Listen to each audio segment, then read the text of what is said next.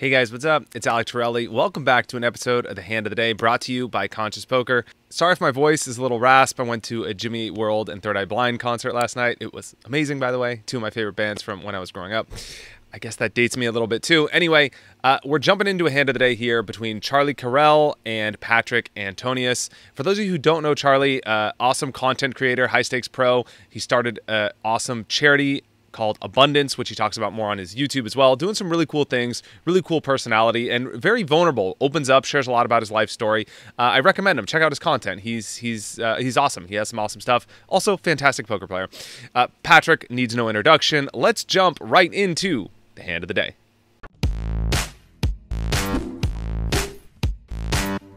Hand of the Day. Before we jump to the day's video, if you guys are new to this channel, Conscious Poker is the best place to take your poker game to that next level that you're looking for. We produce new videos every week here, hand reviews and Q&As with me as well. Be sure to subscribe and turn on notifications so you're alerted when new videos come your way.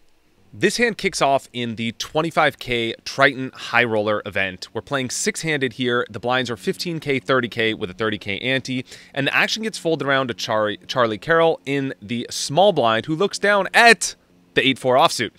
And we have a Hand of the Day, so this hand obviously gets played. He opts to make a open to 80,000 here. And I think most people would agree the book probably says fold here, but there's clearly some potential history that we don't know about, and there's a table dynamic that we don't know about as well. Maybe he had been super tight. Maybe Patrik had been over folding. I hadn't watched the whole stream, but it's hard to isolate hands like these in a high-stakes event in a vacuum without any history. I think in this spot, though, my lean would be towards just a fold, 8-4 off, or maybe have a limping strategy in the small blind with a hand this week, planning to limp with other strong hands to sort of balance that out.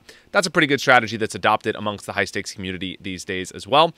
But I think in this spot, I'd probably just go for a fold. If I did opt to raise here, especially against a very great, competent player like Patrik, who has a lot of incentive to call with a big blind dead ante, closing the action in the big blind, I would go a little bigger here, maybe something like 110,000 to cut down on his implied odds and maybe make him fold a hand that he would otherwise be incentivized to call if we decide to make it smaller. As played, Carrel raises, and over to Antonius with King 6 off in the big blind, who for this size, 2.5-ish X, I think has a very clear call. He's playing the pot in position, he's getting a great price, he calls, and let's take a flop. The flop comes down Jack 9-6 Rainbow, and with a pot of 190,000, you decided to play the 8-4 off pre-flop. I think here we have to stab. We don't love this flop. There's some hands that our opponent can call with here that missed and just float us because it is a kind of dynamic board. Even a hand like King 10 might float. Maybe a hand like 10-7 might float. So it's a tough spot. We're putting ourselves in a tough spot to bet here, but at the same time, if we're going to play a hand like this, we kind of have to stab at pots. It's heads up. Our opponent could be calling very wide pre-flop. He can even have some, like, I don't know, King 5 off, and that hand's going to fold, right? If he didn't hit a pair, he would just fold. So there are plenty of hands in his range that still could fold. And when Carrel bets a size like 65,000 as he does on this flop, I like that size. Remember, your bet only has to work 1 out of 4 times when you bet a third of the pot. So you're giving yourself a great price here, and I think this bet will work 1 out of 4. It's not going to work that often because there's a lot of hands that can float here or maybe bluff raise, but it's going to work often enough to make this bet profitable. Plus, when you combine the fact that he could still win with some backdoors, maybe his 8 is live, or maybe his 4 is even live, I think this is a fine bet from Carrel. Over to Antonius now, bottom pair, backdoor straight draw, has a very clear call. Not much to say about this flop. He opts to call, pretty standard. Let's take a turn. Turn comes down to 5, giving Carrel a little bit more equity here, picking up a gut shot on this turn.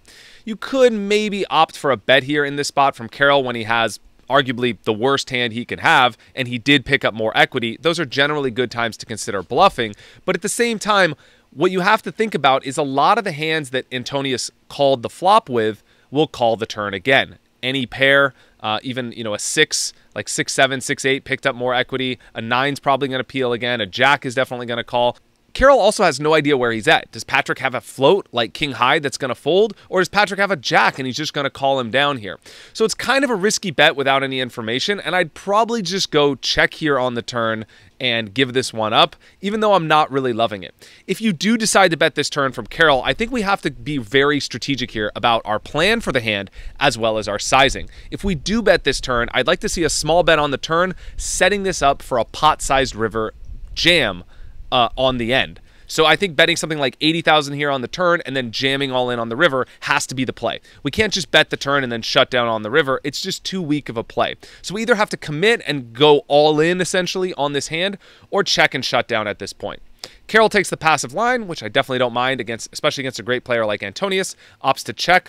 Over to Patrik now, who has a very clear check. He has a hand that has plenty of showdown value, doesn't really get called by worse. Really no point in betting here. Sure, he denies some equity from a few hands, but I don't think that outweighs the disadvantages of potentially getting check raised or likely getting called only by better hands. Patrik opts to check, and let's take a river. The river comes down a deuce of diamonds, and here Carrel has a tough spot. Should he bluff now and represent a hand that was strong, that was checking the turn to trap, or should he just give up entirely? It's clear he can't win at showdown, and he does have to bluff this river some of the time. So what hands do you pick for bluffs? Well, typically you want to pick hands that don't block any of your opponent's hands that could fold, and you also want to pick hands that are at the bottom of your range and maybe hands that block some of the nutted hands. This hand kind of fits all of those categories. He does block some straights. I don't know how relevant that is. He has absolutely no showdown value, and he doesn't block some of the hands that will fold. Hands like king high or queen high, or especially like some pairs like, you know, a king 9 or a queen 9, 9-10, those types of hands. The cards he has in his hand aren't likely to be the made hands that Patrik has. So he's pretty sure, I mean, he's definitely sure he's beat at this point. It's hard to construct a very balanced bluffing range in this spot, but if you just go with, I bluff with the worst of my range, I bluff with the worst types of hands I can have, this definitely fits that bill. Now the question is, what should your sizing be? Well, if you're Carrel, you have to think about what hands you're representing here. Any bet on the river is basically representing a sort of strong hand that bet the flop and now checked the turn for value. Carrel's not going to bet this river with a hand like a 6. He's not going to bet with ace high. Maybe he's going to bet with a 9, but some of his 9s just check the flop. So really in this spot, he's betting with some jacks or some bluffs. So when your range is quite polarized and it's divided between very strong hands or very weak hands, you typically want to choose a big sizing. If your range is polar, like we described, and you choose a small sizing, you make it very easy for your opponent to call. They can just say, well, he's either got it or he doesn't, and he bet half the pot or a third of the pot. I'm getting a great price. I'm going to call and make him show me. So I love Carrel's decision here, decide to go all in for 1.5x the pot and really put Patrik to the test. Now he's saying, look, you checked the turn. I could check the turn as Carrel with strong hands. You really can't check the turn with a jack. You probably would bet that hand on the turn, or a set or 2 pair. Carrel could technically be trapping the turn. He could still trap the turn with aces or kings or queens or like ace jack and just be going for a trap. So the range advantage goes back into his favor when he makes this large bet on the river, and I actually really love this play. He knows Patrik's range is some weak type of showdown value type of hand, like at 9 at best, maybe even a 6, maybe even ace high, and that range is put in an impossibly tough spot when you pot and a half shove here on the river for someone's entire tournament life. So I absolutely love this play from Carrel. It's a great read. I think he chose a good hand to bluff with, chose a good time, and I absolutely love this play. Now it's over to Patrik here, who has a very tough decision. I think he'd have a pretty easy call if he had a jack that was trapping. He's higher up in his range. He blocks some of his opponent's strong value hands. Maybe even a 9 has an easier call because that's also pretty high up in his range, and so he's going to be folding some worse hands but calling with the better part. But a 6 is very, very tough. He essentially only has a bluff catcher, and he doesn't really... It's hard to construct a balanced range here. Like, what hands are you supposed to call with? I mean, he has a king in his hand. I guess that sort of blocks some of the value Carrel can have. It blocks kings. I mean, is that important?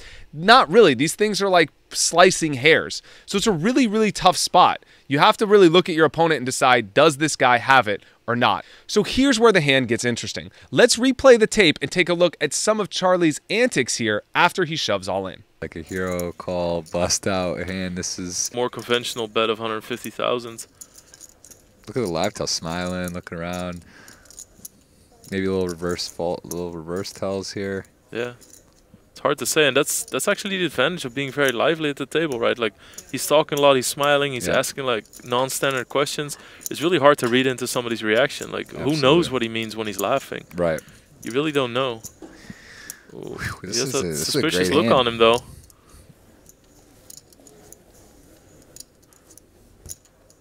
So you could see here immediately after he shoves that he kind of does this thing with his hand, and he adjusts the position of his hand on his face. To me, that signals a little bit of weakness, and it seems that he's a little bit uncomfortable. He also does it again a few seconds after, which you can see in this back camera angle view here. Then about 15 seconds later, he looks away and sort of smiles almost like sheepishly, which to me, all these things added up together scream weakness to me. But against a great player like Carrel, it's hard to make sense of whether this is genuine weakness or feigned weakness. Is he on level 1 and he's just actually weak and letting out a reaction? Or is he trying to make himself look so obviously weak that Patrik thinks he's deceptively strong? So there's all these meta games and leveling here. And in Patrik's spot, your job is to really decipher through the bullshit and figure out, is the guy trying to level me and trick me, or is he being genuine and authentic and he's actually weak? And that's what I think the challenge here for someone like Patrik, who's great at live poker, loves to stare down people and make reads, and ultimately that's what I think is a key component in this hand, is looking at Carrel, it feels a tiny bit like he actually is weak here. So I think in this spot, when you've analyzed all the variables, you've gone through the GTO and you've thought about where am I at in my range and what does this guy have and whose range is stronger and all the yada yada yada. At some point, you also want to take advantage of the live situation. You are playing live poker. You're not a robot. You're playing against a human. And if you do sense something that they are potentially weak, that could skew your decision. That could be the deciding factor. Because if you sense weakness, then maybe they're at the weaker part of their range. They're more likely to be bluffing, and that ends up making your hand more likely to be a profitable call. In the end, Patrik hems and haws for a long time and makes an absolutely soul-read epic call in this hand. I think hats off, credit to both players. I think they both played the hand amazing. It's just one of those examples where you see a great rally between two great players on the tennis court. One of them hits the ball and eventually someone's got to hit a winner. This time it went to Patrik. I hope you enjoyed this video. For more awesome content, be sure to subscribe and turn on notifications. Awesome content is coming from Conscious Poker. New videos here every week. Thanks for your attention. I'll see you guys in the next one.